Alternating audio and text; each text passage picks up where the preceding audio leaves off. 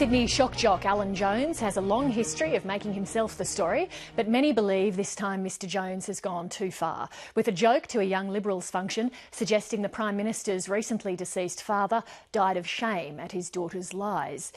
The remarks were revealed by a journalist who secretly recorded the speech.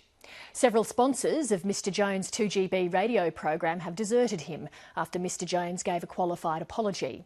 He agrees his remarks were unacceptable, but says the government should be condemned for punishing its critics.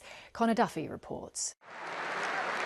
It was the night of nights for Sydney's young Conservatives, and with radio king Alan Jones starring, tickets sold quickly. A three-course meal was complemented by an auction list including a pair of Tony Abbott's signed budgie smugglers. Journalist Jonathan Marshall says the atmosphere was merry. There was, a lot of alcohol flowing, and the night as it progressed, I suppose, became more and more boisterous. I note that Alan Jones himself wasn't actually drinking, and so the speech that he gave, which involved the late John Gillard, wasn't lubricated by Pinot Noir. When Alan Jones took the floor, he continued his familiar tirade against the government.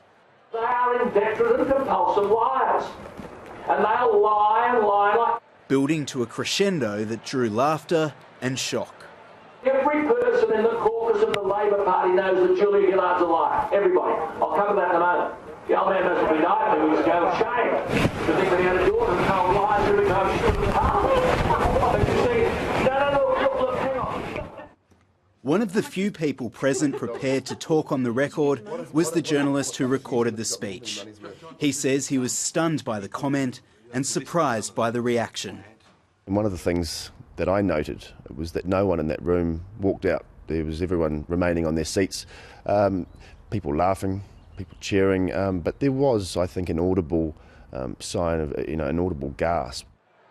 The hosts initially praised the speech as brilliant, calling Mr Jones the country's most influential broadcaster. But when the comments hit the press, the Young Liberals issued a belated apology. Alan Jones interrupted his long weekend to hold a lengthy press conference. Right. Can I just say this, that there are days when you just have to concede and man up and say, you got it wrong. Today, the organisers and two federal MPs, Susan Lee and Alex Hawke, as well as state Liberal MP Ray Williams, who reportedly dined with the Young Liberals, didn't return calls. Labor continued to roll out senior frontbenchers to link Mr Jones with the opposition. They've had a cultural problem for a long time with the right wing on Sydney University. I saw it firsthand when I was a student there in the early 80s. We know Tony Abbott's form when he was a student at Sydney University. But nonetheless, activists on social media are chasing Alan Jones equally aggressively, though with sponsors rather than politicians as their target. Journalism academic Jenna launched a Facebook group called Destroy the Joint 1 month ago, after comments by Mr Jones suggesting some female leaders were doing just that. It was just such a distasteful, horrible, unpleasant thing to say that it was like a giant upswelling of support for women. The group already has thousands of fans. Today they've been marshalled to write to all of Mr Jones's sponsors and his employer 2GB, demanding he be sacked. I think it's definitely women hatred. I don't even think it's it's poor judgment to hate women, but it's misogynist. And I think one of the things is that misogyny shapes the kind of life we can have. And if we allow misogyny in conversation, we can also permit misogyny which leads to violence against women. And now, Alan Jones comments, thanks to Mercedes-Benz Sydney Zetland. Now, so far, Freedom Furniture, Challenger, JJ Metro West, ING, Dilmah and Mercedes have responded to the email barrage and pledged to pool their advertising dollars.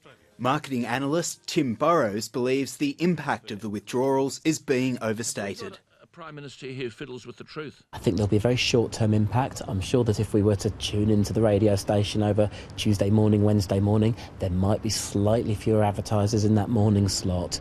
But it's very easy just to move an ad to drive time, for instance, or to actually, postpone a piece of activity that maybe you were planning for this week until next week. So in the long term, I suspect that if we tuned in a month's time, we would notice no difference at all. Alan Jones was also unavailable today, but has apologised and says he's long been an advocate for women. I don't mind them having Mr Jones's apology was qualified by more criticism of the government and of the journalist who reported his remarks, suggesting the recording could be illegal. The journalist says there was no subterfuge used to get the story. This was an event which anyone from the public could have purchased a ticket to, and I simply did that. At no point was I asked to provide my occupation. Alan Jones has already survived a number of inquiries, including his comments last year that the Prime Minister should be put in a chaff bag and thrown out to sea. Through all that, he's remained the king of Sydney radio, and he doesn't believe the current condemnation will be any obstacle to retaining the throne. I think of all of the controversies that Alan Jones has faced, this is going to be the easiest one for him to survive, mainly because he didn't make the comments on air, so we're not going to see the media regulator looking at this. And I'm very confident that the station understands quite clearly what my position is on a lot of issues, and that the advertisers equally understand that, and it'll be business as usual. And we invited Alan Jones to join us tonight, but he didn't respond to our invitation.